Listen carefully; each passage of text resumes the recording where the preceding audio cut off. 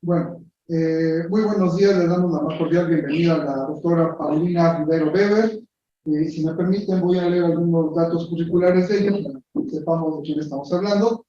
La doctora Paulina Rivero Weber es doctora en filosofía por la UNAM, en donde ejerce desde hace más de 30 años como profesora del Colegio de Filosofía y también del posgrado en la misma carrera. Ha publicado libros sobre ética, bioética, obviamente Nietzsche, Heidegger, la mujer y la literatura, y tiene un CD publicado sobre justamente la obra musical de Nietzsche. Nietzsche compuso algunas partituras para música y, bueno, la doctora tiene publicado un CD en relación con la obra musical de Nietzsche. Su último libro, Introducción a la Bioética, ha sido publicado por Fondo de Cultura Económica. Ha coordinado también 9 libros y pertenece al nivel 3 del Sistema Nacional de Investigadores, a la Sociedad Española de Estudios Nietzsche, SEDEN, entre otras muchas sociedades nacionales e internacionales. Y asimismo es columnista en el periódico Milenio. Su columna se llama El Desafío de Pensar y aparece todos los lunes. Pues le damos la más cordial bienvenida a la doctora Paulina Rivero y pues esperamos con ansiedad su ponencia, doctora. Nietzsche, el sentido de la tierra. Muchas gracias. Recibimos a la doctora desde aquí con un fuerte aplauso.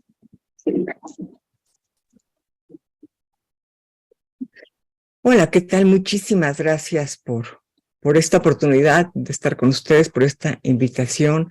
Gracias en primer lugar al profesor Rubén Plasencia, así como al doctor Álvaro Reyes Toski, que son promotores del grupo Sapere Aude, así como a todo su equipo de colaboradores, por supuesto, y a las diversas autoridades que conjuntamente con su apoyo se pueden llevar a cabo este tipo de eventos. Yo creo que hoy más que nunca urgen este tipo de conferencias, de congresos, en los cuales se unan de alguna manera las ciencias de la agronomía con la filosofía. Y urge porque creo que la filosofía debe crecer más en los lugares en donde se estudian, ya sea ciencias agropecuarias, ya sea biología, o en general cualquier ciencia que tenga que ver con la vida, porque desde mi perspectiva es la unión de las ciencias de la vida, las ciencias de la tierra y la filosofía, la que puede salvar al planeta de la depauperación y del desastre en el que todos sabemos que nos encontramos. Entonces creo que a esa unión es a lo que hemos llamado muchos bioética, pero independientemente de cómo se le llame, creo que lo importante no es tanto darle los nombres o los títulos, sino hablar desde la filosofía de nuestro planeta, hablar desde la filosofía de lo que está pasando en la valoración del campo, en la valoración de la vida de los animales del campo, en la valoración de la vida que existe en todos los hábitats del planeta, y creo que ese sería el único camino posible hacia la biodiversidad y hacia la salvación de la biodiversidad. De manera que en verdad sí quisiera expresar mi contento y mi gusto de que ustedes hayan organizado este evento sobre Friedrich Nietzsche. Nietzsche, como ustedes saben, siendo un filósofo alemán, se consideró a sí mismo no alemán, sino un buen europeo. Le gustaba a él considerarse, a él nunca le gustó la idiosincrasia alemana, por llamarlo de alguna manera, ¿no? Entonces, con base en lo dicho, creo que me gustaría comenzar por una afirmación que puede de entrada escucharse un poco oscura, pero yo me comprometo a aclararla a lo largo de esta plática, que es la siguiente. Yo considero que Nietzsche habla del sentido de la tierra en el mismo sentido ontológico que Platón habló del mundo sensible, pero con una valoración completamente diferente. Entonces voy a hacer una comparación, una relación entre el sentido de la tierra y el mundo sensible platónico para acercarnos un poco más a mi propuesta. Sí les quisiera pedir antes a todos ustedes si pueden revisar abajo a su izquierda en su pantalla si está silenciado su micrófono. ¿Sí? Para que no se escuchen ruidos que de repente se están escuchando. Entonces, si pueden dar un clic en el micrófono para que se tache y de esa forma no se escuchen ruidos ajenos a la conferencia que puedan distraer. Entonces, tenemos pues que Nietzsche hablaba del sentido de la tierra. Vamos a ver qué es esto del sentido de la tierra. Y tenemos pues que Platón hablaba del mundo sensible y que yo quiero hacer esta comparación. Por lo tanto, pues me van a disculpar por comenzar un poco por hablar de Platón. Realmente creo que para comprender a Nietzsche es imprescindible entender un poco el pensamiento de Platón. Nietzsche mismo decía que su pensamiento era platonismo invertido.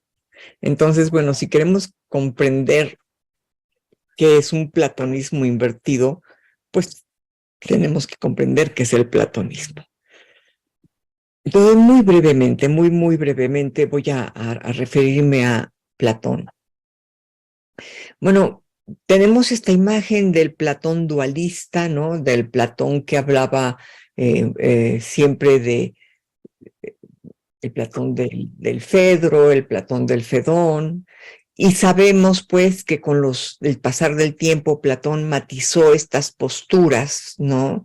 Y ya desde la República, que no es un diálogo de la vejez, es un diálogo de la madurez, ya desde ahí había matizado el dualismo que aparecía en el Fedón, y no se diga posteriormente, por supuesto que hay muchos matices y no podemos hablar en ese sentido de Platón en general. Pero a mí me interesa resaltar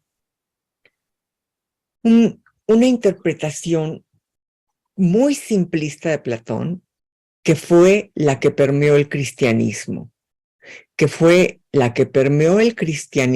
No olvidemos también que Nietzsche decía que el cristianismo era platonismo para el pueblo, ¿no? Platón era complejo, había que simplificarlo y el cristianismo se encargó de hacerlo.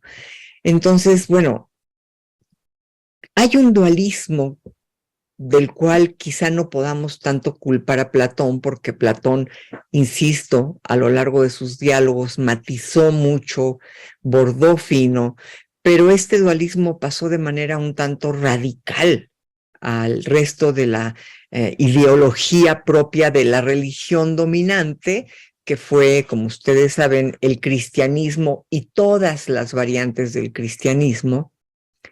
Y este dualismo entre cuerpo y alma, propio de todo tipo de cristianismo, viene de Platón. Tiene su fuerte background, por decirlo de alguna manera, en Platón. Entonces, bueno, ¿en qué Platón? Pues no estamos hablando tanto del Platón joven, del Platón maduro, del Platón viejo. Me quiero referir concretamente a diálogos como Fedro, como Fedón, en donde está sugerida de manera muy tajante este dualismo entre lo que él llama psique y se traduce como alma o intelecto, y soma, que se traduce como cuerpo. Entonces, este Platón simplificado que permeó el cristianismo, también permeó la historia de la filosofía. Nietzsche insistía en que había un enojo con el cuerpo, había un enojo con el mundo sensible. ¿En qué consiste este dualismo? Primero que nada, este es un dualismo epistemológico. ¿Qué quiere decir esto? Es un dualismo que tiene sus orígenes en la forma en que Platón considera que el ser humano conoce el mundo. Para Platón, el cuerpo y los sentidos no nos llevan a la verdad. Sí, el conocimiento sensible no nos lleva a la verdad. Lo que realmente nos conduce a la verdad es el conocimiento inteligible, ¿sí? Por eso, este dualismo, ¿sí? Si quieres conocer, no puedes conocer con base en tus sentidos, ese conocimiento sensible, el conocimiento de los sentidos no te lleva a la verdad, tienes que apegarte al conocimiento inteligible, a la psique, ¿sí? A la mente o al alma, como lo quieran traducir, cada traductor lo hace de una manera diferente,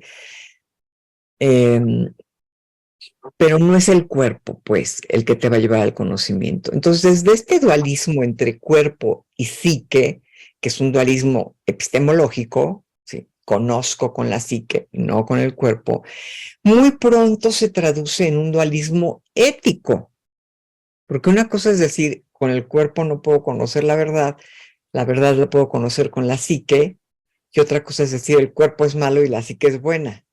Bueno, este paso lo da Platón de manera bastante sencilla, bueno, no sencilla, de manera bastante compleja, pero rápida,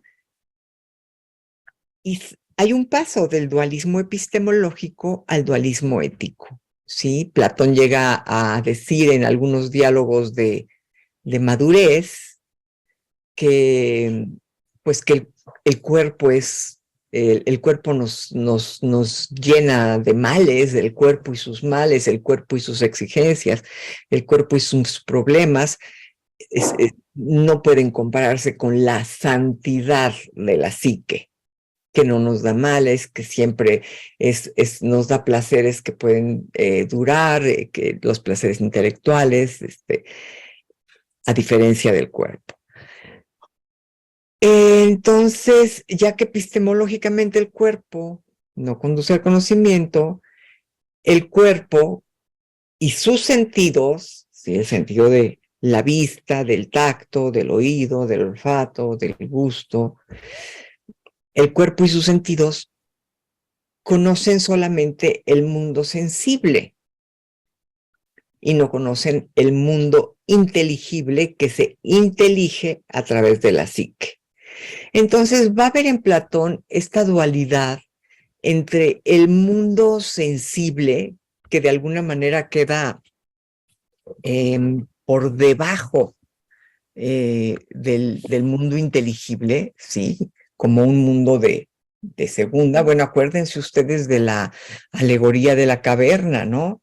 Los que están en esta caverna conocen el mundo sensible, pero si logran salir hacia la luz, ahí conocerán el mundo inteligible. Entonces, sí hay una valoración ética radical entre el mundo sensible, que es visto como un mundo de menor importancia, y el mundo inteligible, que es visto como el mundo de mayor importancia. Y claro, los platonistas nos van a hacer muchas interpretaciones en torno a en qué consiste ese mundo inteligible, ¿sí? De ahí surgirán cantidad de escritos sobre realismo, nominalismo, conceptualismo, en fin, no vamos a entrar en eso.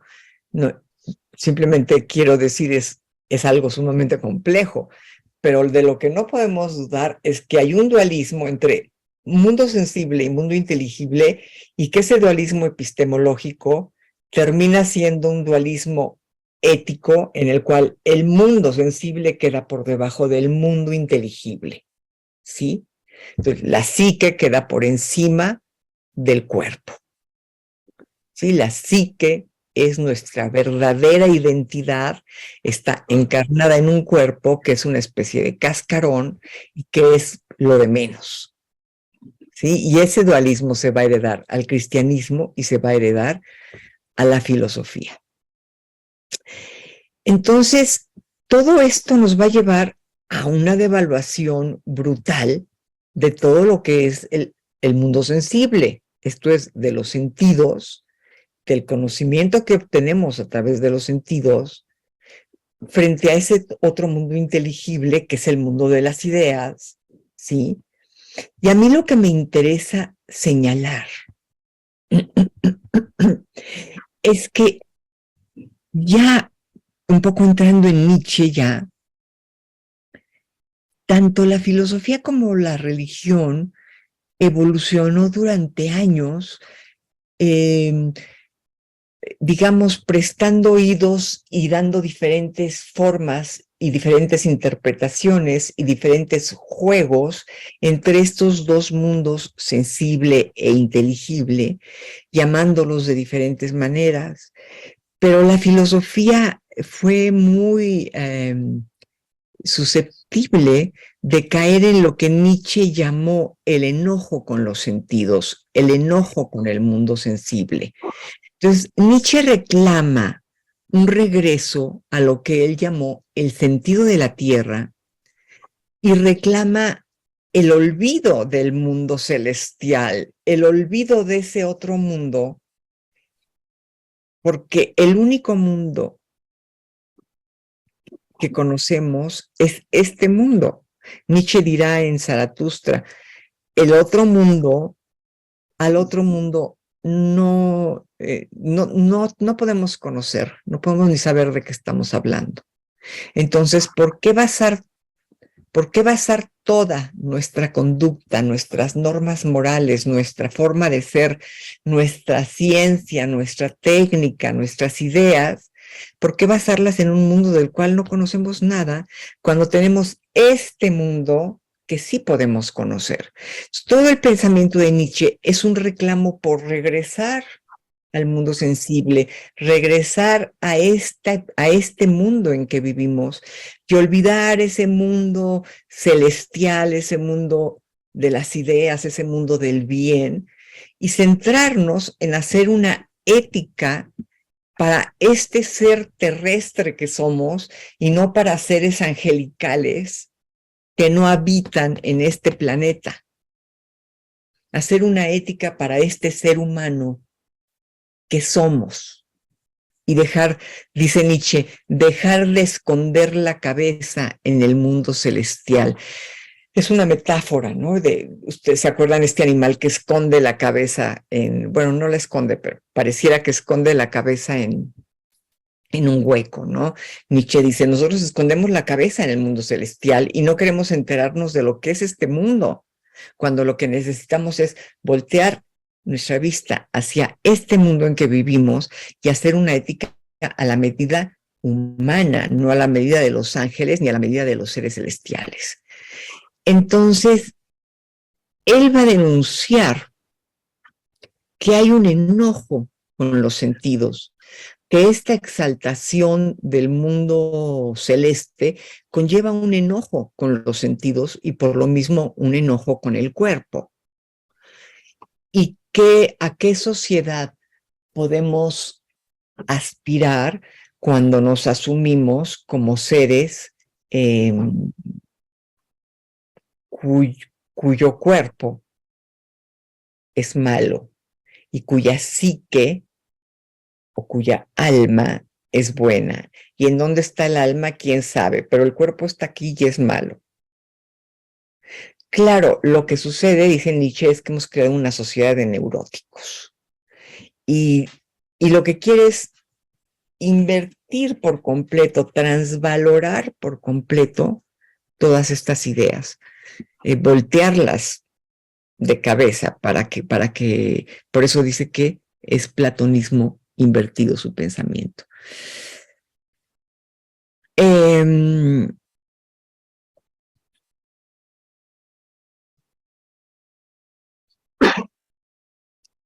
Perdón, estoy teniendo un poco de problemas con la vista y no sé por qué, pero les pido una disculpa.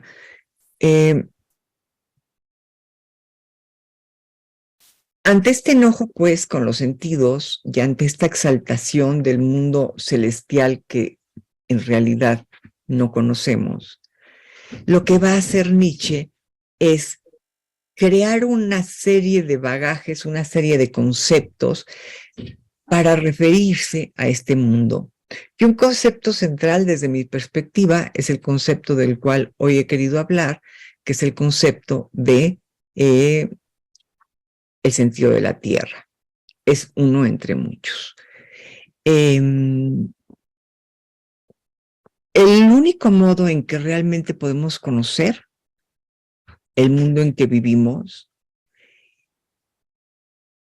reclama girar la vista hacia el mundo en que vivimos para poder darle un sentido. Nietzsche no habla de encontrar el sentido, sino de crear un sentido para el mundo en que vivimos, ¿sí?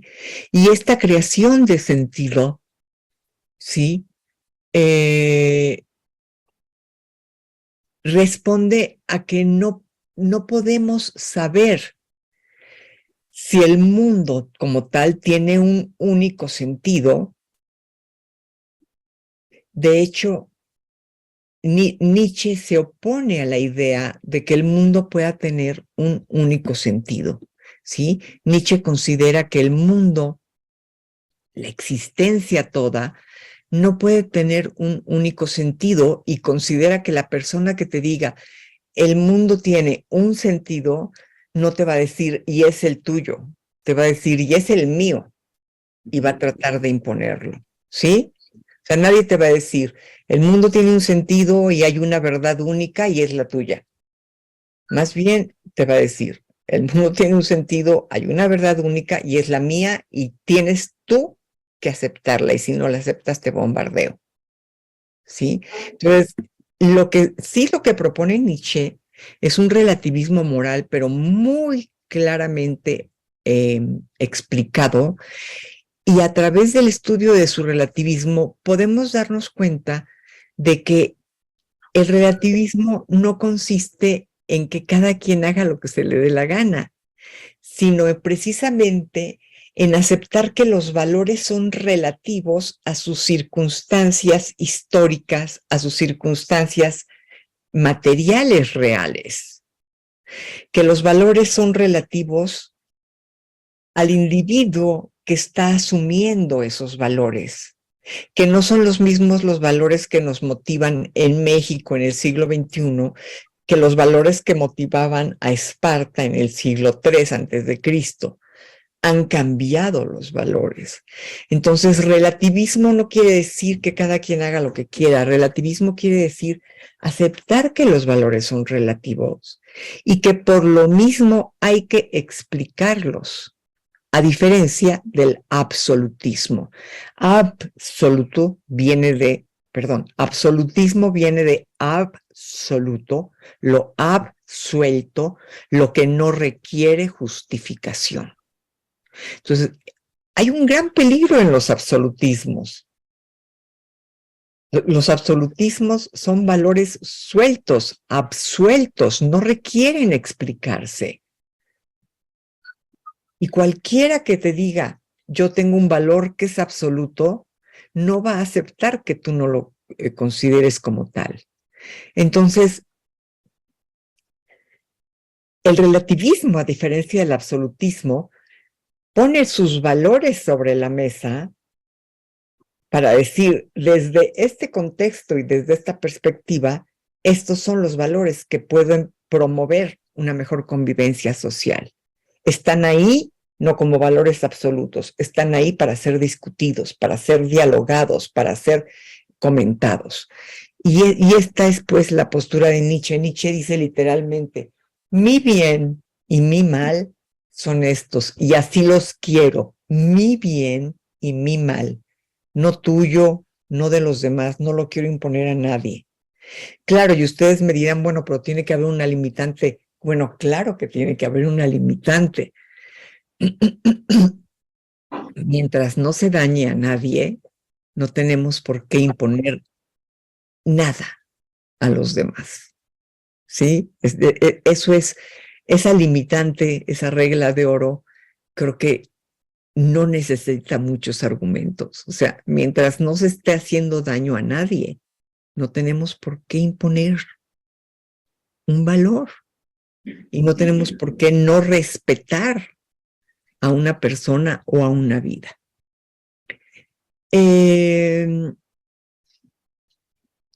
Entonces, bueno, ¿qué reclama el sentido de la Tierra. Lo primero que reclama es algo que ha sido muy malentendido, que Nietzsche llamó el superhombre. Entonces, ¿qué cosa es el superhombre? A ver, el superhombre es simplemente el ser humano capaz de crear nuevos valores. El ser humano capaz de dejar de guiarse por los valores de toda la gente, de toda la sociedad, por los valores gregarios, y puede crear nuevos valores, valores para convivir.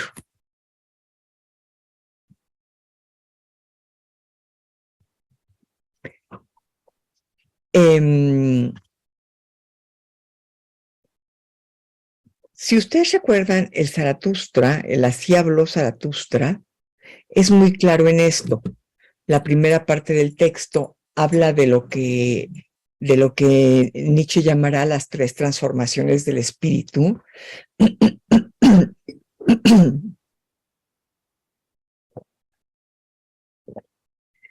Es una metáfora para hablar de cómo el ser humano se puede transformar de un ser que carga con valores ajenos, un camello, ¿no? Lo ejemplifica con un camello, un ser que carga con valores ajenos, se puede transformar en un ser que rompa con todos esos valores. Lo ejemplifica con el león que rompe con todo. Si ustedes recuerdan, el león en el desierto pelea con un gran dragón y en cada escama del dragón dice, tú debes, tú debes, tú debes, tú debes. Y el león lo destroza. Es Nietzsche destrozando a Kant. ¿Y qué pasa con el león? No basta con el león, porque no basta con romper los valores establecidos. Es necesario crear nuevos valores. O sea, no se trata nada más de romper, eso lo hace cualquier adolescente vive haciendo eso.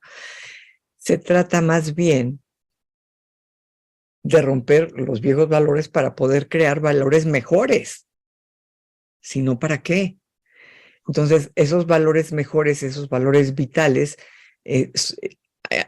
Nietzsche alude a ellos con la figura del niño. El león se transforma en niño. ¿Por qué? Porque el niño es capaz de crear. El niño es un ser creativo, fundamentalmente un ser creativo. Cualquiera que ha estado cerca de un niño lo puede constatar. El niño crea, ¿no? La sociedad en la que vivimos nos hace creer que el niño necesita juguetes, ¿no? Y hay grandes tiendas de juguetes, cuando la realidad es que el niño lo único que necesita es libertad. Lo único que necesita es libertad, estar en un lugar en donde pueda moverse, ver una hoja, ver una rama, y con eso tiene para desarrollar toda su imaginación creativa y jugar.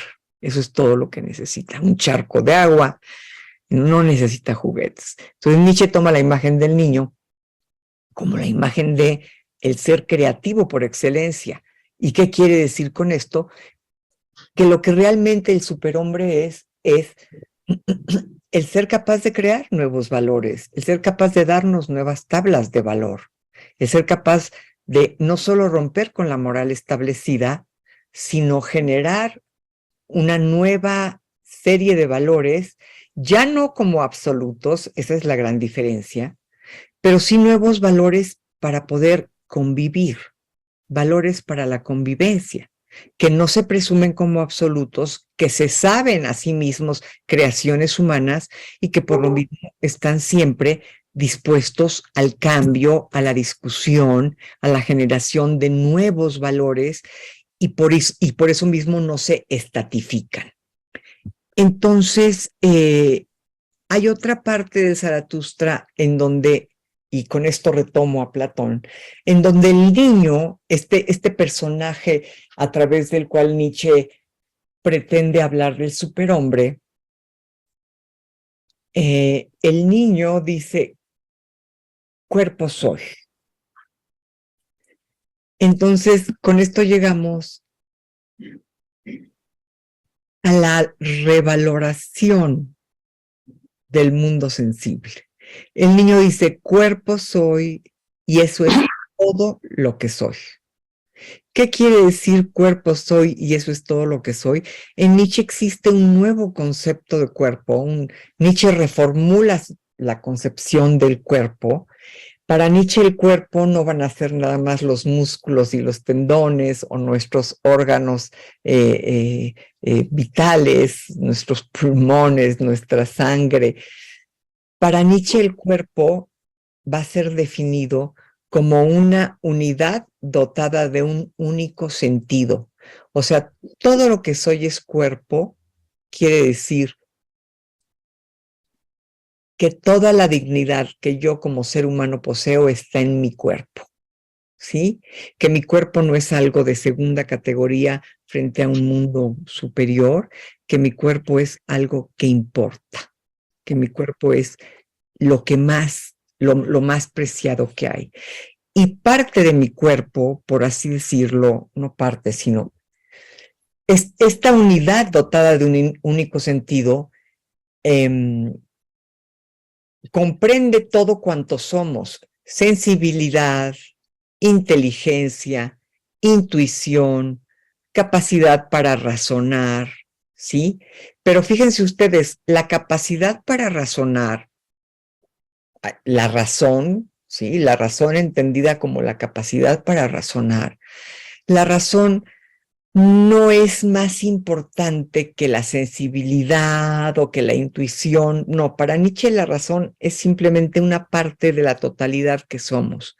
Somos una unidad dotada de un único sentido, compuesta por diferentes aspectos, y ninguno está por encima del otro. Entonces, Nietzsche afirmaría, pues, que el mundo sensible tan menospreciado por Platón es el valor supremo y es lo único en lo que se puede confiar. El mundo sensible es el que nos conduce al conocimiento, ¿sí?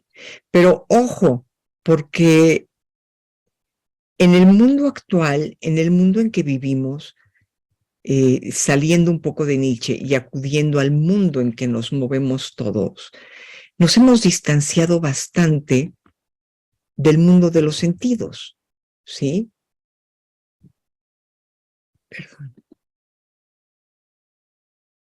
Perdón, la máquina no está respondiendo. Ok, nos hemos distanciado bastante del mundo de los sentidos. Y ojo, este mundo de los sentidos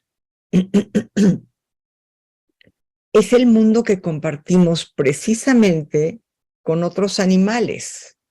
Esto es, biológicamente, ¿sí? Evolutivamente, nosotros, los seres humanos, pertenecemos a los animales, ¿sí? Biológicamente estamos considerados dentro del reino animalia, ¿sí? Y este enorme reino animalia se caracteriza por una serie de aspectos que hacen que se pueda conjuntar en un solo reino.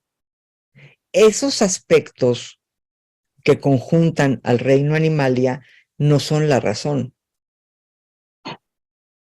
¿Qué son? Los sentidos. Entonces, al valorar Nietzsche por encima de la capacidad de razonar, el mundo de la sensibilidad y el mundo de los sentidos y el mundo de la intuición, está valorando categorías que corresponden no solo al ser humano, sino a todos los animales. Entonces, aunque él nunca habló de animalismo, aunque él nunca habló de bioética, Nietzsche pone las bases para valorar de una manera diferente la vida animal, incluidos en esa valoración nosotros, los seres humanos. Nosotros no valemos por ser seres racionales, valemos porque somos seres sensibles. Nosotros, los seres humanos, valemos porque somos seres sensibles, y esa cualidad no la tenemos por ser humanos, sino por ser animales. O sea, ahí hay una transvaloración brutal. Se van a valorar cualidades propias de todo el reino animal. Ahora, yo los invito a que ustedes piensen ¿Qué hubiera pasado con la humanidad si desde siempre se hubiera valorado de esta manera a los animales? Si yo veo a un animal como un ser que merece el mismo respeto que yo, número uno, no depaupero su hábitat, lo respeto. Si no depaupero su hábitat y lo respeto, con eso basta para que el planeta no estuviera en peligro. Con eso bastaría para que el planeta no estuviera en peligro. Entonces, para Nietzsche, el uso excesivo de la razón es una enfermedad.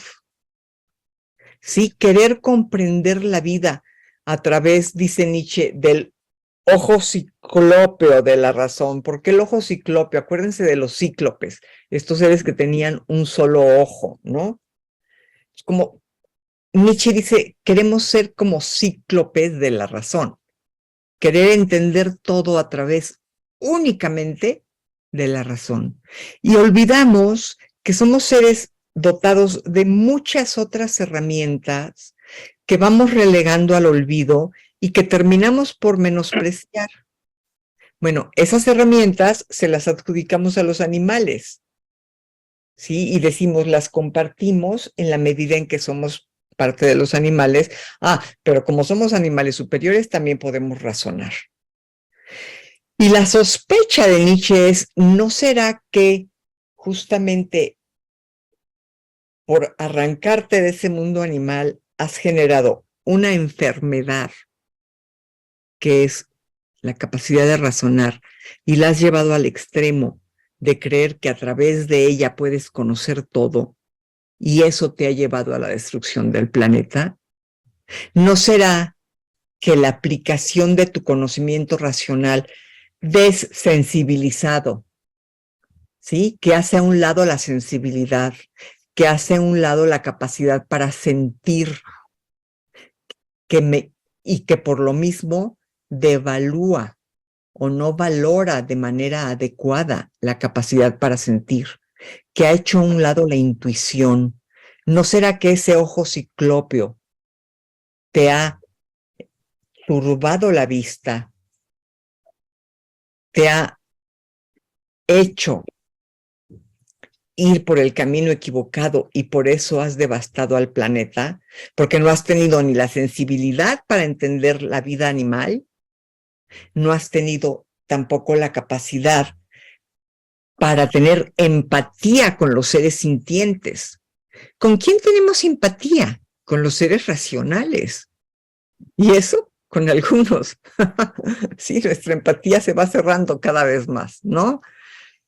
Pero cuando somos filántropos, humanistas, como si eso fuera algo muy grande, es que amamos a toda la humanidad. ¿Y el resto del planeta qué?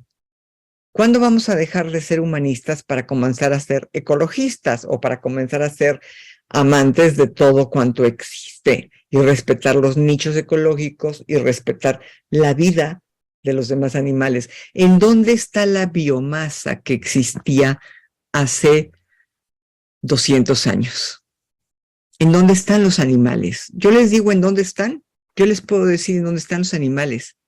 La biomasa está en campos de exterminio llamados rastros. Hay más vacas que seres humanos. En eso está la biomasa. Y en eso está la gran desestabilización que hemos generado en el planeta. Ustedes seguramente, estando tan cerca de las ciencias agropecuarias, sabrán lo que ocasiona la pisada de la vaca en un terreno. Sabrán que los terrenos en donde pasan toneladas y toneladas de vacas ya no pueden ser labrados. Son terrenos devastados. Ustedes que están cerca de las ciencias agropecuarias sabrán también seguramente a dónde se van los desechos, tanto las heces como la orina, de millones y millones de vacas. Sabrán qué ocasiona el gas metano, que es producto de la digestión de las vacas. Entonces, hemos llegado a la devastación del planeta porque nunca valoramos el mundo sensible. porque fuimos y seguimos siendo platónicos. Seguimos valorando más el mundo inteligible que el mundo sensible. Seguimos valorando más la psique y su santidad que mi capacidad para sentir con las manos o para ver con los ojos o para tener empatía con un ser que no piensa, pero que siente. Nos hemos sentido superiores porque somos capaces de pensar. ¿En dónde está la superioridad? Si somos tan superiores por pensar, ¿por qué hemos creado este desequilibrio en el planeta? En realidad, todo parece indicar que Nietzsche tenía razón y que la verdadera superioridad está en el mundo sensible, en la capacidad de ser sensibles ante la vida de los seres sintientes. Ser auténticamente nietzscheano no es repetir lo que dijo Nietzsche, es pensar el mundo actual como lo hubiera pensado Nietzsche. Y si Nietzsche, con las categorías con las que manejó su pensamiento, con la importancia que le dio a la sintiencia, con la importancia que le dio a la sensibilidad, con la importancia que le dio al sentido de la tierra, al mundo sensible, con la insistencia en que dejáramos de sumergir la cabeza en cuestiones celestes, en otros mundos, con la insistencia en que regresáramos al mundo real y creáramos valores aptos para el mundo real. Si Nietzsche pensara con esas categorías el mundo de hoy, Nietzsche no solamente sería animalista, sería ecologista. Entonces, creo que tenemos el pensamiento de Nietzsche para pensar el mundo actual, para dejar de explotar al planeta. Continuamos explotando a otros seres humanos, pero continuamos también explotando al planeta. La realidad es que no deberíamos de explotar ni al hombre ni a la tierra. Un verdadero sentido de la tierra reclamaría que la Universidad de Chapingo cambiara su lema, ¿sí? No tenemos por qué explotar. Aquí entraría Heidegger diciendo, no hay forma en que cambiemos nuestra mirada y simplemente dejemos de explotar algo.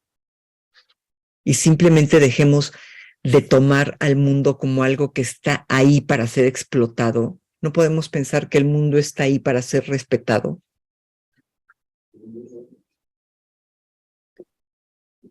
Pero bueno, no quiero cambiar de Nietzsche a Heidegger, pero sí creo que con las categorías de pensamiento nietzscheano podemos hoy en día pensar un mundo diferente, pensar un mundo en el cual los valores fundamentales sean el respeto a la sensibilidad, el respeto a los seres sintientes, el respeto a los seres capaces de intuir, ¿sí?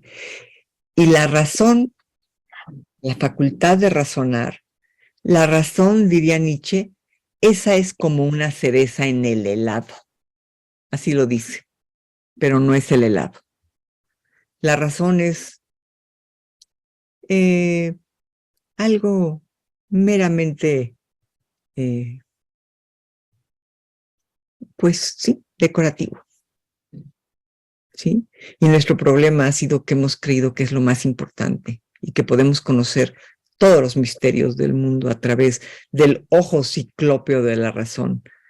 Y no le hemos hecho caso ni a nuestra sensibilidad ante la vida, ni a nuestra capacidad para sentir el dolor de otros animales, al grado en que hoy cuando defiendes la vida de un animal, te dicen, compruébame científicamente que ese animal sufre. Porque no lo puedes sentir, con verlo no te das cuenta, con escucharlo no te das cuenta que está sufriendo, pues ¿dónde está tu capacidad para sentir entonces? Abandonada. En el fondo, seguimos siendo platonistas, seguimos valorando por encima del mundo sensible el mundo inteligible. Y toda la revolución que Nietzsche pretendió llevar a cabo, lamentablemente, no ha triunfado. Seguimos pensando que somos superiores por el solo hecho de pensar. Eso es profundamente anti-nietzscheano. Entonces, insisto, y con esto termino, ser nietzscheano hoy en día no quiere decir repetir hasta la saciedad a Nietzsche. Nietzsche dijo muchas tonterías y podemos repetir muchas tonterías. Lo que no me mata me hace más fuerte, no. Lo que no te mata te puede enfermar. No siempre te hace más fuerte. Nietzsche dijo muchas cosas cuestionables. Ser nietzscheano hoy no es repetir los lugares comunes de Nietzsche. Ser nietzscheano hoy es tomar sus categorías y pensar el mundo contemporáneo con ellas. Y quizá así logremos comprender cuál ha sido el error de la humanidad por el cual el mundo está en el estado en el que está. Yo con esto termino para dejar lugar, si es posible aún, a preguntas y observaciones.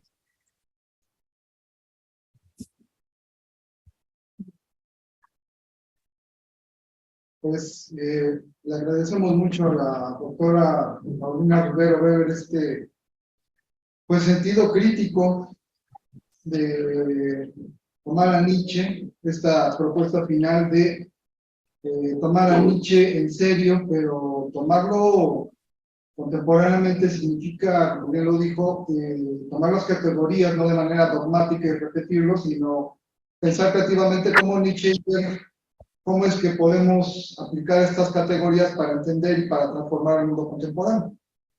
Y bueno, antes de pasar a las preguntas, me gustaría destacar sobre todo algunas cuestiones, resaltar algunas cuestiones que puntualizó la doctora. Ella hizo una comparación muy pertinente, me parece, entre lo más contrapuesto de Nietzsche, que sería Platón, para que así se volviera más evidente y más clara la propuesta de Nietzsche. Y bueno, primero que nada, hablar de el sentido de la Tierra es el único modo de conocer el mundo para crear un sentido del mundo en el que vivimos. También destacar la cuestión del relativismo moral, pero entendido de manera nietzscheana, aceptar que los valores son relativos a sus circunstancias reales que existen, no aplicarlos de manera dogmática o absoluta. Ya abundó aquí en la etimología de lo absoluto y lo absuelto, es lo que no requiere justificación alguna.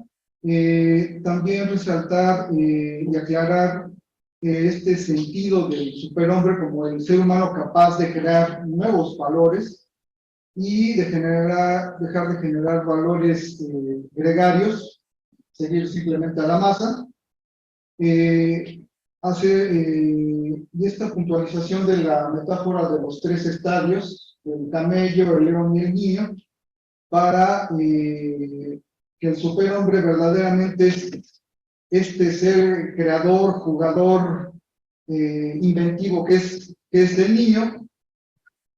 ¿Qué soy? Dice Nietzsche, soy ese niño que soy cuerpo y eso es todo lo que soy, ¿no? La revaloración en ese sentido, algo que puntualizó mucho durante prácticamente toda su ponencia la doctora, la revaloración del mundo sensible. Y de ahí ya ligar estas cuestiones del sentido de la tierra, de esta capacidad creativa del niño, para conectarlo ya con un sentido ya más actual del sentido de la tierra como el respeto y la no depauperización del hábitat de otros animales, y que la cuestión de la sensibilidad y la corporalidad es lo que nos liga a los demás animales, ¿no? Y bueno, ya para terminar,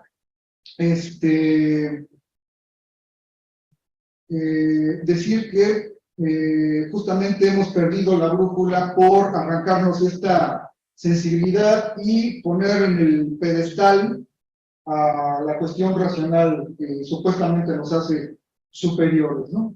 Y pensar el mundo actual con las categorías de Nietzsche, sensibilidad, sentido de la tierra, dejar de elegir a de sumergir la cabeza en un mundo trascendental que ni conocemos y crear valores para este mundo real, dejar de explotar la tierra y bueno, obviamente la crítica a este lema de Chapingo que, bueno, no porque lo diga la doctora, ya he escuchado yo aquí a algunos profesores de agronomía, doctora, que ya cuestionan justamente nuestro lema.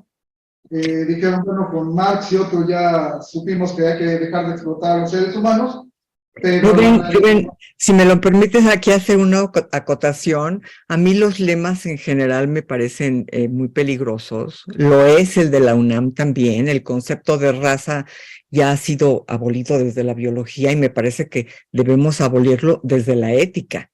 O sea, no podemos hablar de razas, somos seres humanos. Entonces, no era una crítica a Chapingo de ninguna manera. Permítanme decirles que es una universidad que yo llevo en el corazón. No es la primera vez que doy una conferencia para Chapingo. La última que di fue presencial y fue muy agradable, fue hace muchos años. Yo tengo un gran afecto y un gran cariño por Chapingo, pues porque tengo un gran afecto y un gran cariño por la naturaleza. Entonces, la crítica no fue a Chapingo. Yo en general me opongo a los lemas. Sí realmente creo que, caray, hablar de razas, hablar de explotación, en fin, creo que los lemas, el problema es que se quedan para siempre y ya no los podemos cambiar, ¿no? Entonces, la crítica la hago extensiva a mi universidad y a todas las universidades, ¿no? Nada más esa aclaración. sí, gracias, doctora. Y bueno, en este sentido, justamente dejar de explotar al planeta, ¿no? Respeto a la sensibilidad, respeto a los seres sintientes y respeto a los seres con intuición, que eso es lo que nos iguala con todos los demás seres de este planeta. Pues muchas gracias y bueno, quedamos abiertos aquí para las preguntas y bueno, adelante. No sé si tengan alguna pregunta. Doctor Luis Manuel Román. Doctora Paulina, perdón, el cuestionamiento a las logos griego a partir de Sócrates y Platón está bien, así como lo expresó usted, está bien asumido por Nietzsche. Sin embargo, ¿cómo ve usted, o más bien, cómo veía Nietzsche a los filósofos presocráticos y a los literatos, Homero, Hesiodo, etcétera? Si mal no recuerdo, en el origen de la tragedia, ahí hace referencia a este origen de la tragedia y por lo tanto se remonta a estos literatos y a los presocráticos. Esa es la duda que tengo. Sí, profesor, le agradezco mucho la pregunta. Sí, en efecto, tiene usted toda la razón. El primer libro de Nietzsche sobre el origen de la tragedia, en él podemos ver una valoración muy diferente de la Grecia presocrática frente a la Grecia socrática, ¿no? Para Nietzsche, la Grecia presocrática para Nietzsche, hubo quien discutió esto, ¿no? Y seguramente usted sabrá que este primer libro de Nietzsche generó una polémica en la que participó toda la intelectualidad alemana y fue un escándalo. Pero Nietzsche consideraba, y yo creo, yo coincido con él, pues, Nietzsche consideraba que la Grecia presocrática era una Grecia no tan racionalista, sino era una Grecia mucho más abierta al mundo del arte, a las expresiones sensibles, más abierta pues sí, a las expresiones sensibles propias del arte que a la filosofía, ¿no? Entonces Nietzsche considera que el racionalismo socrático fue de alguna manera asesino de esa Grecia, y lo dice así, ¿no? Nietzsche es el asesino de la tragedia. Y, y lo que desde la perspectiva de Nietzsche, perdón, sí, lo que desde la perspectiva de Nietzsche, Sócrates asesinó fue a esta capacidad de usar nuestra fuerza vital para transfigurarla de manera sensible, digamos, artística, y no necesariamente racional. De hecho, no racional, ¿no? O sea, Sócrates estaría usando su fuerza para transfigurarla en pensamientos racionales frente a estos presocráticos y al teatro griego que él admiró tanto, que usaban su fuerza vital para transfigurarla en obra de arte. Y con esto educaban al pueblo de una manera muy diferente a como nosotros nos educamos desde Sócrates, ¿no? La educación al pueblo antes se daba a través del teatro. O sea, el pueblo iba al teatro no a distraerse, sino a aprender de la vida, ¿no? Nosotros vamos al cine a comprar palomitas y a reírnos tantito, ¿no? Esto sería impensable para el antiguo pueblo griego, según Nietzsche al menos. El antiguo pueblo griego acudía al teatro no a distraerse, sino a encontrarse consigo mismo, a tener una experiencia de autoconocimiento, a comprender un poco más la humanidad, ¿sí? Y nosotros, en cambio, para educarnos, hacemos que nuestros chicos se sienten en bancas, se callen y les decimos lo que tienen que aprender, ¿no? Es una forma completamente racionalista de educar. No los llevamos al teatro o al campo, los sentamos en bancas, les decimos que se callen y les decimos lo que tienen que aprender. No, entonces, sí creo que en el pensamiento de Nietzsche hay una propuesta por una educación diferente, una educación sensible del ser humano. Pero muchas gracias por su pregunta, profesor. Pero quiero añadir algo en relación precisamente al teatro. De ahí entonces que también Nietzsche esté estudiando el tipo de máscara, ¿verdad? Y las categorías de lo dionisiaco y lo apolíneo, precisamente en el teatro antiguo, ¿sí? Claro, claro, y exactamente, profesor, y son categorías que de alguna manera van a estar presentes el resto de su pensamiento, aunque les cambie de repente de nombre, ¿no?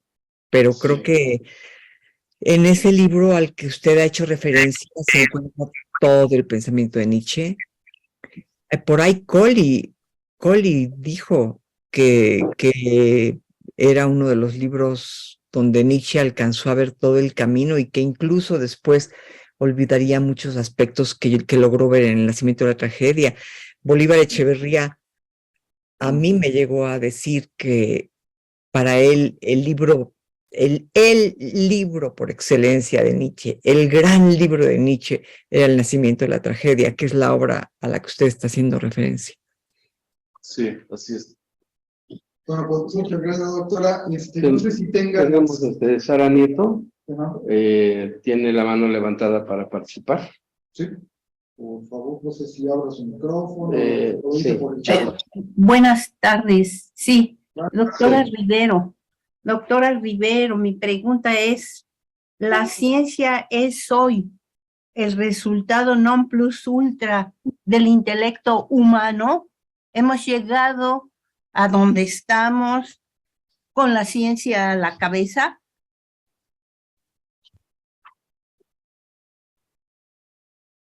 Bueno, sí, desde mi perspectiva, sí. Esto es, sin lugar a dudas, los grandes científicos nos pueden corroborar la importancia del conocimiento no racional, ¿no? Hay grandes científicos que insisten en que las grandes ideas les vienen en el momento en que se están bañando, o a través de un sueño, o cuando ya no están haciendo nada, o cuando están comiéndose una naranja, ¿no? Entonces, sin lugar a dudas, ahí está presente otro tipo de conocimiento, pero la creación del conocimiento, la puesta en papel del conocimiento y toda su aplicación a la tecnología, pues sí es una labor conceptual y es una labor racional. Muchas gracias. Me Por encantada de haberla oído. Al contrario, maestra, muchas gracias a usted. No sé si tengamos alguna otra. Sí, de hecho tenemos algunos comentarios en el chat del Zoom y bueno, creo que algunos son comentarios que se pueden leer posteriormente, pero hay algunas preguntas. Por ejemplo, Carlos Macías pregunta, ¿puede profundizar en el sentido de la Tierra? Entiendo que una forma de acercarse a ella es retomar la dignidad de los animales, pero la Tierra como asentamiento, como fuente de energías de la biomasa, ¿cómo podría profundizarse en ese papel desde la perspectiva de Nietzsche? Es una pregunta buena y difícil. Desde mi perspectiva, podría profundizarse en la medida en que logremos revalorar las capacidades sensibles y sintientes de todos los seres. ¿Por qué? Porque si logramos una revaloración de las capacidades sensibles y de las capacidades sintientes de todos los seres, vamos automáticamente a darnos cuenta que el resto de los animales son sensibles y sintientes y merecen nuestro respeto. Si nos damos cuenta de eso y actuamos éticamente, vamos a respetarlos. Si los respetamos, tendremos que respetar sus hábitats. Si respetamos sus hábitats, ya no vamos a poder depauperar selvas, depauperar bosques para plantar, qué sé yo, ¿cómo se llama esta sustancia que ahora está presente en todo? El aceite de palma, ¿no? El aceite de palma, que el orangután está a punto de extinción por los plantíos de aceite de palma. Porque ¿qué hacen? Talan las selvas y plantan palma. Una palma de la cual sacan aceite que está presente en todo lo que comemos, en todo lo que nos embarramos, en los jabones con los que usamos, porque es muy barato. Entonces, si realmente comprendiéramos que este hombre de la selva, porque eso quiere decir orangután, el hombre de la selva, si realmente comprendiéramos que el hombre de la selva es un ser sensible y sintiente, y si realmente respetáramos el ser sensible y el ser sintiente, no estaríamos talando todas las selvas para sembrar aceite de palma y exterminando al orangután. Y lo mismo cuenta para todos los animales. Entonces yo por eso siempre he insistido en que como movimiento el animalismo conduce al ecologismo, porque si respetas la vida animal, respetas el hábitat del animal, y si respetas el hábitat del animal, tienes que respetar el planeta. No sé, Esther Zamudio, no sé si respondí correctamente, espero haberlo logrado. Sí, buenos días. No sé si me escuchen. Soy Carlos Macías y estoy con mi esposa aquí, Esther Zamudio. Estamos escuchando la ponencia. Felicidades, doctora, un trabajo muy interesante. Bueno, lo que pasa es que a lo mejor necesitábamos como platicarlo, ¿no? Esto se presta más bien como a platicarlo, a veces sin hacer una reflexión tan sesuda de las cosas, ¿no? Entonces dije, bueno, sí, efectivamente, la Tierra es a lo mejor como una escuela de agronomía, más en la tierra, primero antes que pensar en los animales. Por eso el sentido de mi pregunta, ¿no?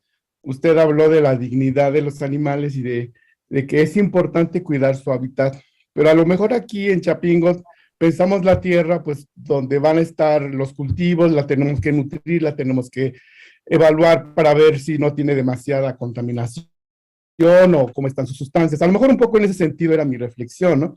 Porque la tierra es un sustrato, pero es muchas cosas a la vez, ¿no? Es el asentamiento, es el contenedor de muchas cosas, ¿no? Entonces, a lo mejor al hablar en este punto de la filosofía de Nietzsche, tal vez no hablemos tanto de la tierra porque entiendo que la visión de Nietzsche es centrarse sobre el ser humano, ¿ah? El ser humano. O sea, de hecho, ese es lo que estoy llevándome de su presentación, que nos está haciendo reflexionar nosotros como humanos, cómo nos vamos a plantar frente a la tierra, cómo nos vamos a plantar frente al entorno, los animales, etcétera.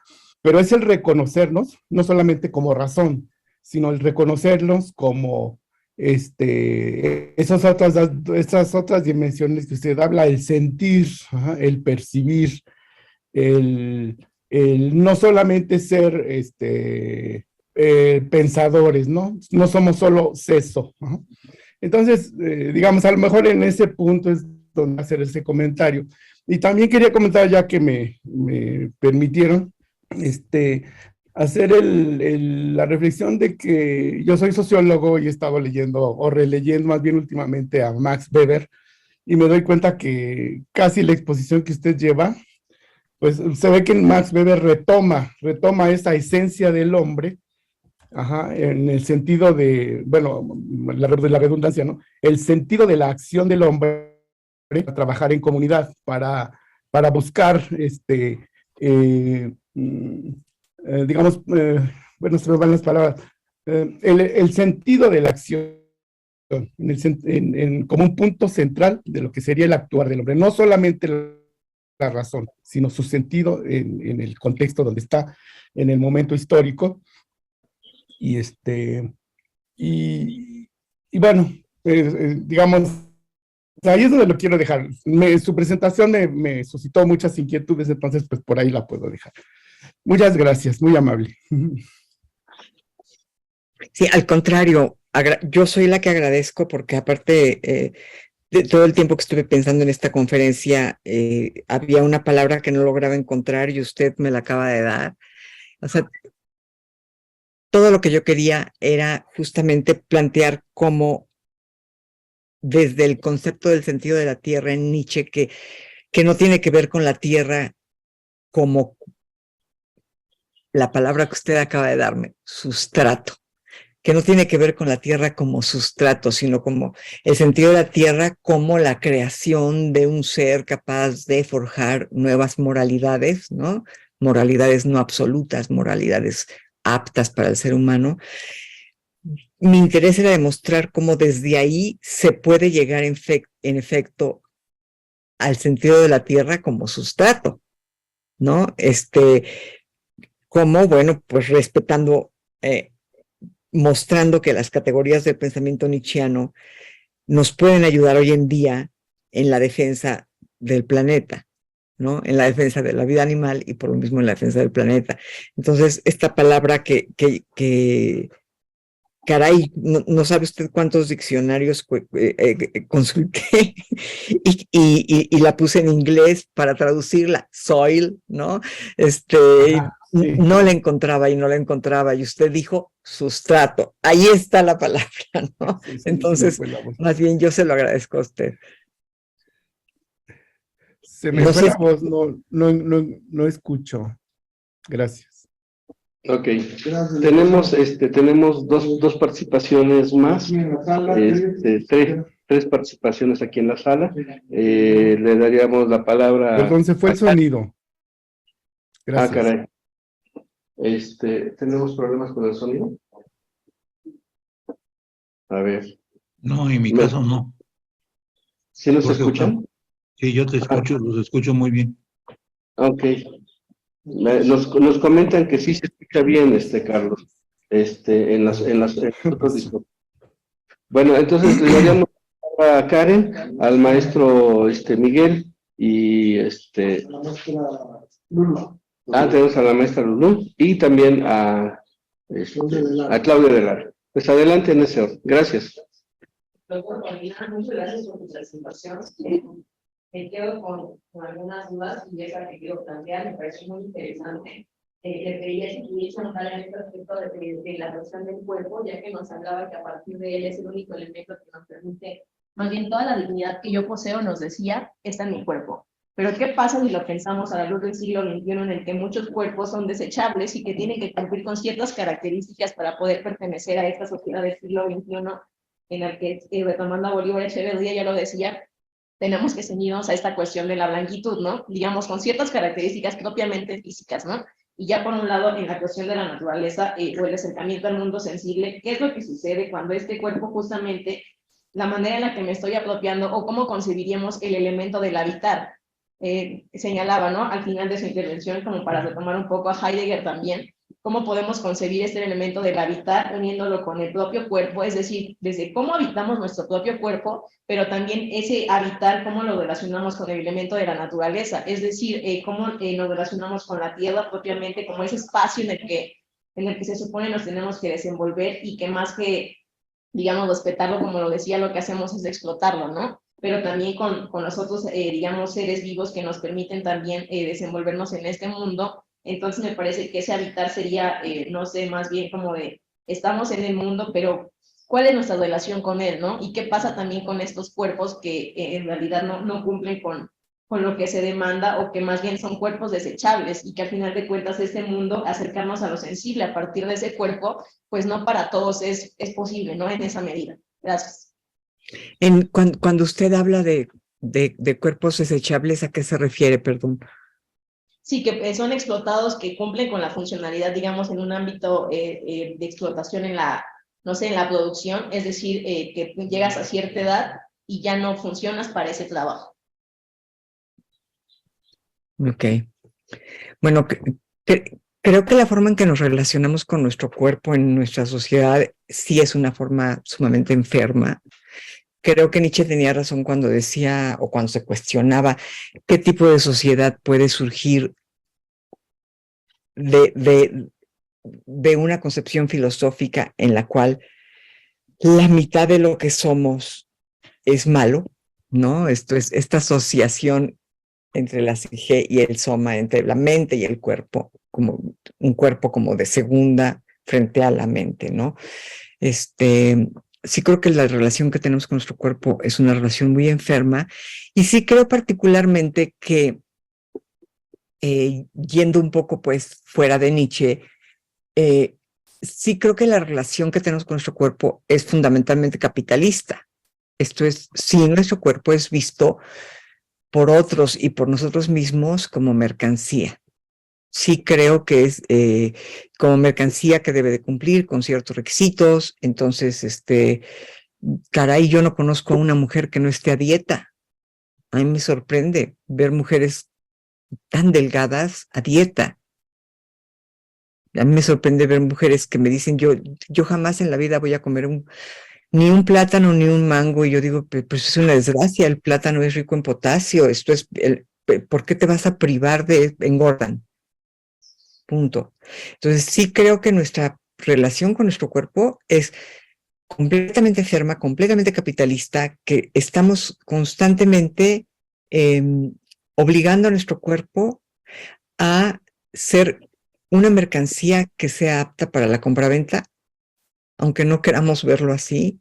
La realidad es que pues yo cada vez veo a menos mujeres normales, o sea, a todas las veo con pretensiones de llegar a ser ese modelo que nos han impuesto, que es el modelo que se vende, ¿no?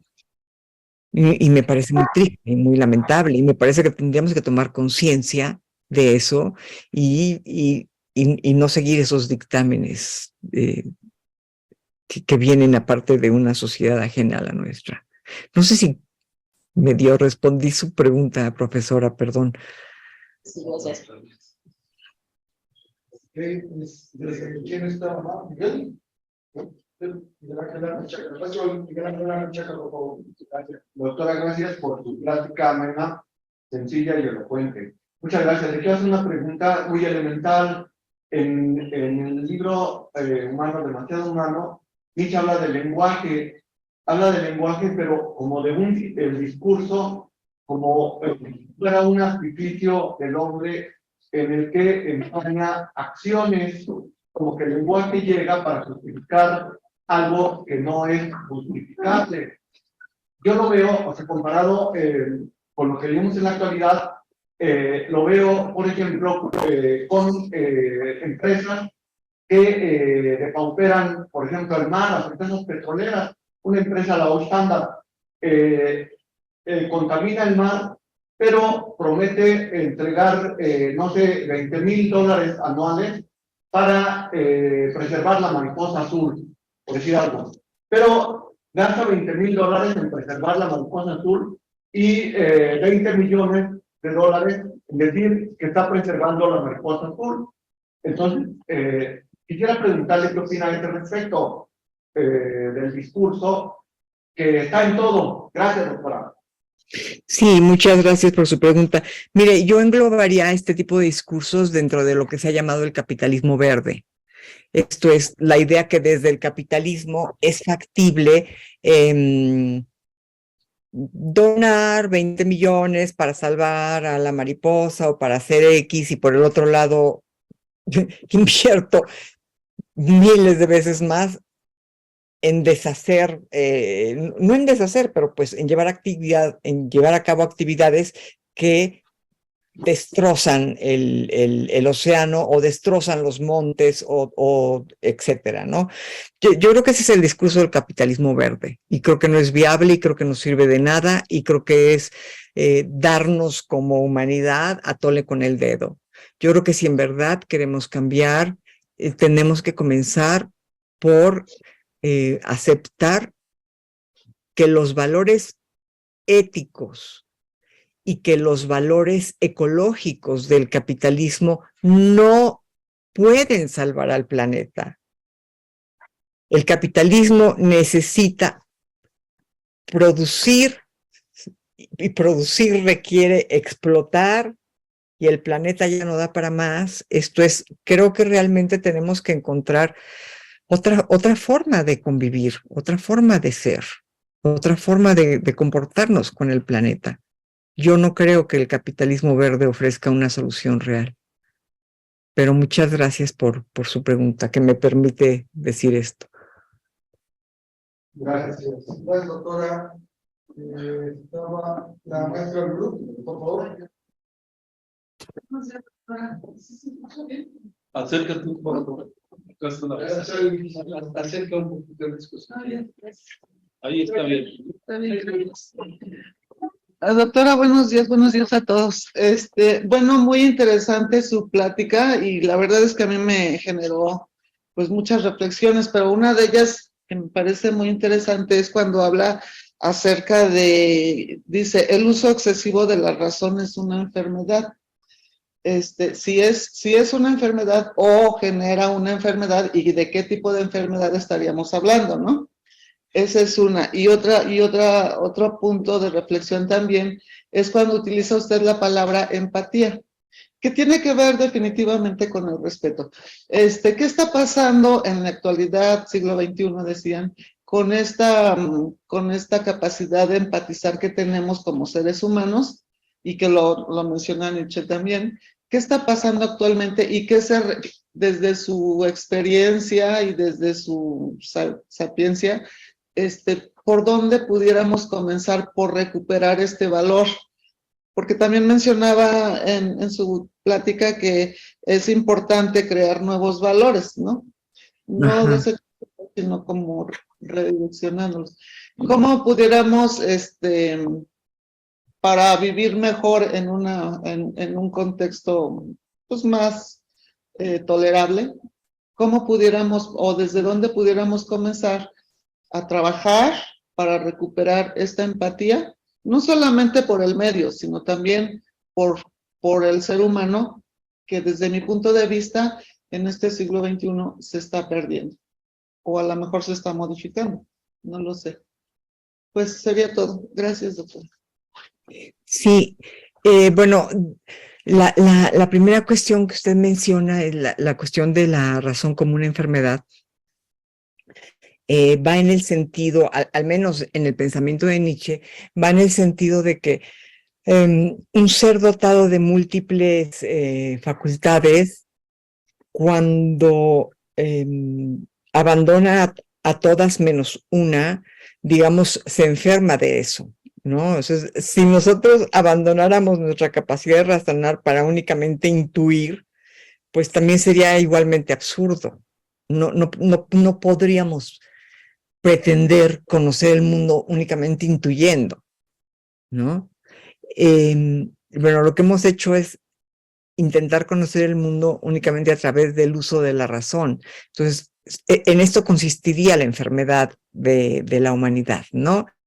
En haber crecido de manera monstruosa. Si pudiéramos imaginarnos un ser humano, es como si creciera solamente una mano y todo lo demás se quedara chiquito, ¿no? Hay una parte en la que Nietzsche a veces escribe con muy buen humor. Lo que pasa es que a veces no se entienden sus chistes, porque para entender sus chistes hay que entender muy bien su filosofía. Pero Nietzsche de repente dice, ahí va una nariz con un cuerpo, ahí va una oreja con un pequeño cuerpo colgando, ¿no? ¿Qué quiere decir esto? Somos seres deformes, no hemos crecido con todas nuestras cualidades de manera pareja, sino nos hemos abocado únicamente a una de ellas, ¿no? En ese sentido sería una enfermedad. Y en cuanto a la empatía, bueno, es que yo creo que la empatía es una actitud que surge a través, como todo, aquí sí Platón tenía toda la razón, que surge como todo a través de la educación. O sea, si tú le das a un niño una pistola para que juegue, bueno, pues piensa tantito qué le estás enseñando. Ay, bueno, pero son policías y ladrones. Va, nomás piensa qué le estás enseñando. Ahora, si tú le compras a un niño o le adoptas a un niño una mascota y lo haces responsable de ese animal y lo haces que lo respete hasta el último día de su vida, piensa que le estás enseñando. La empatía se enseña, la empatía se aprende. La empatía es una cualidad que está en nosotros como potencia, al igual que está como potencia el odio. Pero pues a través de la educación podemos aprender a ser empáticos.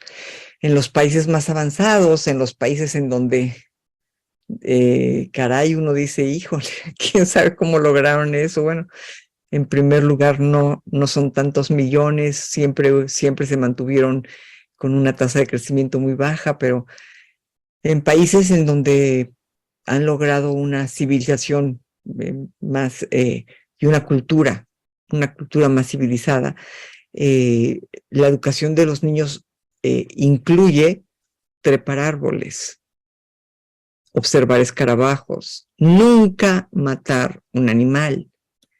Y si el niño grita, maestra, maestra, mire, al animal no se le mata, al animal nunca se le mata. La empatía se enseña y se aprende. Nosotros vemos un alacrán y le damos un pisotón. ¿Por qué? No me vaya a picar, no tiene por qué picarte si no te metes con él. Pero puede picar al niño, bueno, entonces pues puedes tomar un vaso, ponerlo y sacarlo a la calle. O sea, no hace falta pisarlo. Y vemos una araña y la pisamos. ¿Por qué? ¿De dónde viene ese afán de destruir todo lo que nos rodea? Entonces, creo que la empatía, ¿cómo se logra un mundo más empático? A través de la educación, una educación en la empatía, eso es lo que nos haría falta desde kinder. Por eso yo he insistido mucho en que la bioética es algo que debe de comenzar por las niñas y los niños. Las niñas y los niños tienen que comenzar número uno, a comprender que no todos ni todas son niños. Que las niñas merecen que la humanidad se tome esa fracción de segundo para decir la palabra niña y nombrar a su ser y no incluirlo dentro de el genérico niños, como si solamente, a ver, ¿por qué no mejor todas las niñas? A ver, niñas, vamos todas, y los hombres que entiendan que son, cuando digamos niñas, entiendan que son niños. Pues la empatía desde ahí comienza, es una cuestión de educación. Gracias, doctor. Hay dos participaciones. Está Jesús, que está en la red. Entonces, sería eso, y le daremos también la palabra. Adelante, Jesús.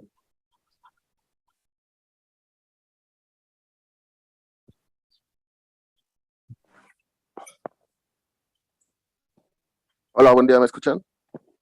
El día. Bueno, ¿se escucha? Sí. Sí, adelante. Disculpe, a mí me parece, hubo una persona que comentó algo muy parecido con respecto a por qué tendríamos que tener una relación, digámoslo así, como cordial, ética, con la Tierra. En el caso de Nietzsche, bajo muchas formas se puede justificar por el hecho de ser seres sintientes y bajo también otros autores. Pero, y bueno, incluso me parece, si mal no recuerdo es en la Gaia Ciencia, no recuerdo exactamente el parágrafo, él ahí cuestiona o señala que si bien la Tierra es un planeta, bueno, es un planeta obviamente, que muestra características muy parecidas a los seres vivos, obviamente para él no es un ser vivo, pero sí es como el espacio que hospeda y hace florecer, digámoslo así, la vida. Pero en ese sentido, más allá del mero beneficio humano, tanto, bueno, humano y animal, ¿qué tipo de relación con la Tierra se podría mantener en un sentido ético? ¿O qué tipo de relación habría con la Tierra si no podemos ver más allá de nuestro interés o de nuestro interés directamente o nuestro interés a través de las condiciones necesarias, digámoslo así, de la vida? Bueno, todo lo que está tratando de decir es que nuestra relación con la Tierra debe ser una relación más respetuosa, una relación en la cual no haya explotación, sino se logre un equilibrio y se logre armonía con el planeta, ¿no? Independientemente de las personas que lo consideran al planeta como un ser vivo o como un ser no vivo, a mí me parece irrelevante en el sentido de que se considere como se considere, es nuestra casa. De ahí viene ecología, oikos, casa en griego, ¿no? Entonces, pues respetarla como respetamos nuestra casa. Yo camino por mi casa y no escupo en el suelo. Yo camino por mi casa y no permito que los perros orinen adentro de la casa, porque respeto el lugar en el que vivo, porque me gusta mantenerlo digno. Bueno, en ese sentido creo que la tierra es nuestra casa y tenemos que respetarla. Tenemos la participación del doctor. Sí, muchas gracias, doctora Paulina, por la plática, fue muy estimulante. Yo tengo me gustó mucho como el puente que usted trató de plantear al respecto de cómo un clásico no solo se lee como un clásico, sino tiene muchas cosas que ver con cuestiones actuales. Y yo me quedaba pensando, me gustaría saber si nos pudiera decir algo más. Esta recuperación del mundo sensible que propone... ¿Esta qué, perdón? ¿Esta qué, perdón? Mundo sensible que usted estuvo señalando sobre Nietzsche, es una forma de criticar la prioridad que le damos a la razón.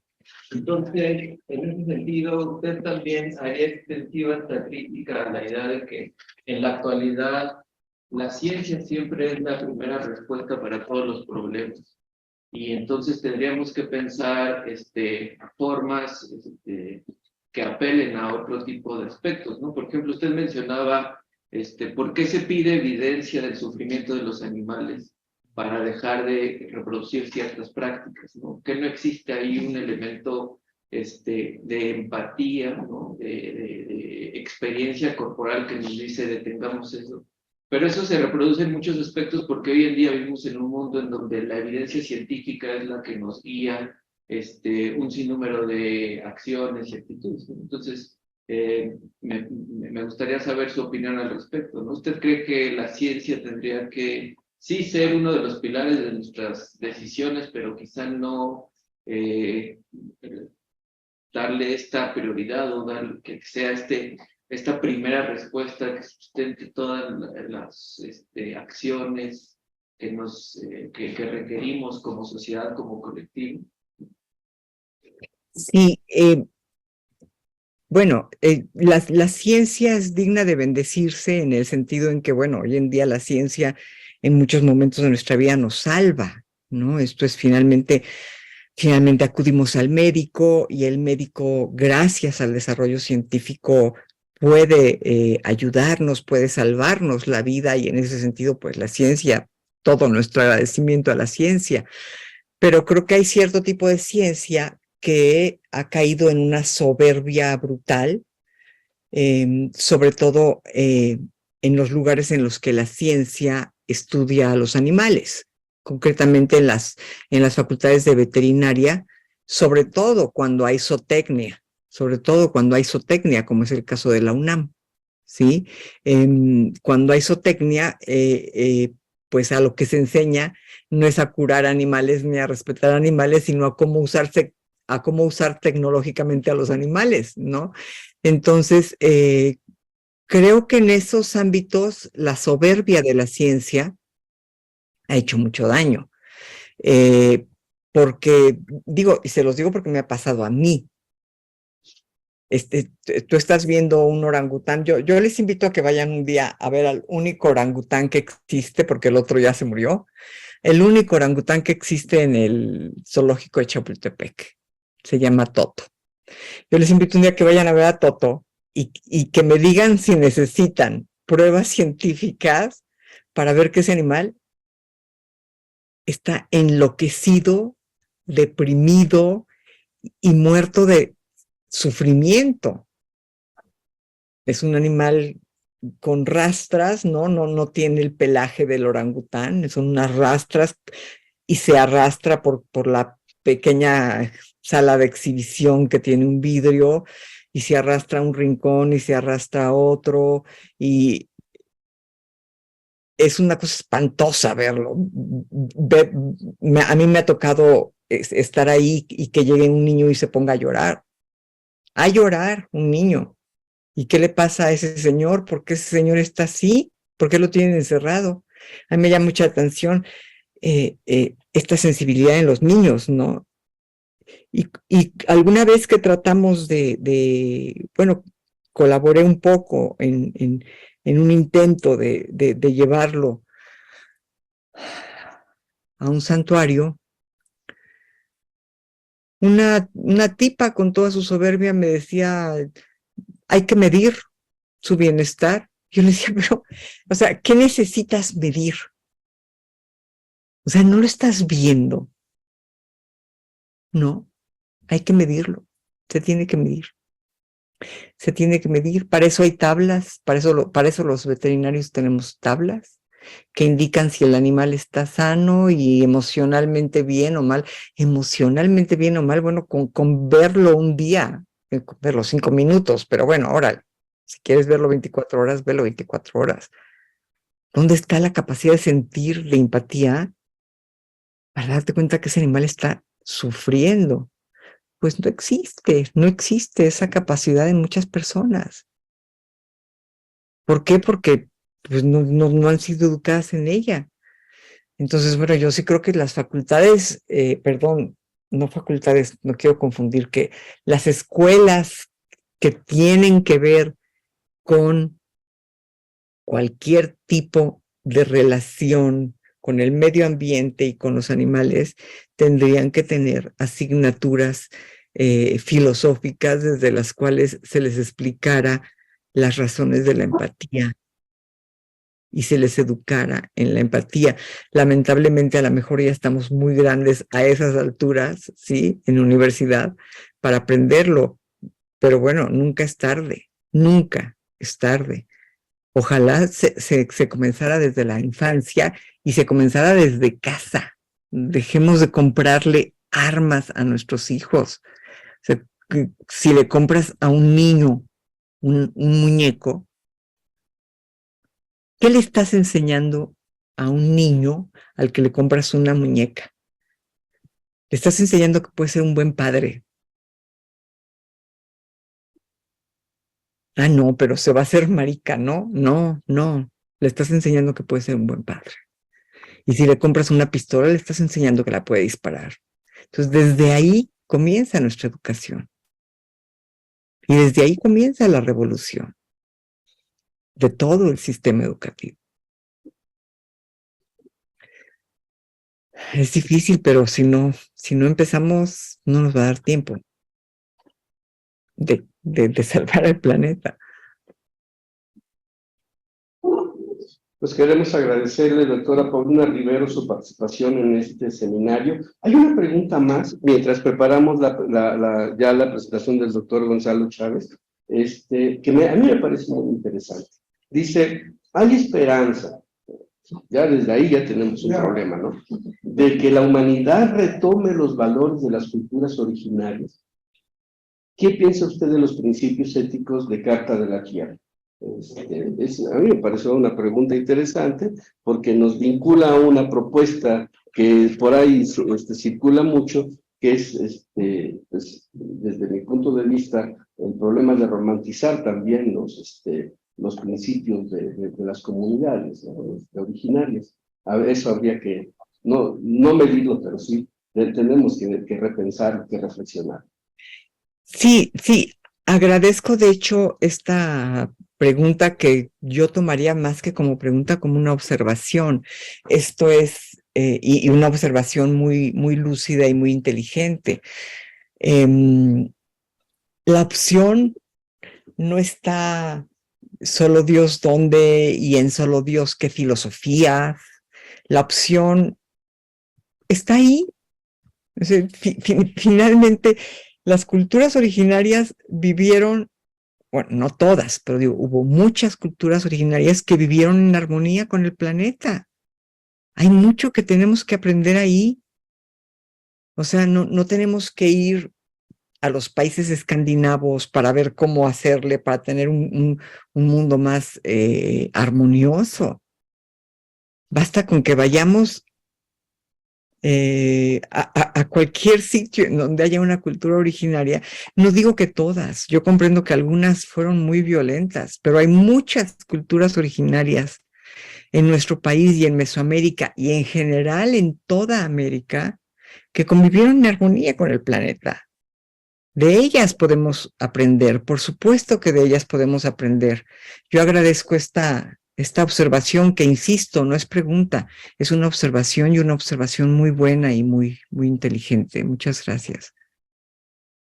Pues al contrario, doctora, le agradecemos a usted su participación en este seminario, en esta conferencia inaugural, y bueno, definitivamente nos quedamos con un montón de ideas, con un montón de inquietudes, y seguramente que pues, habrá posibilidad de seguir generando diálogos con usted y con todos los participantes.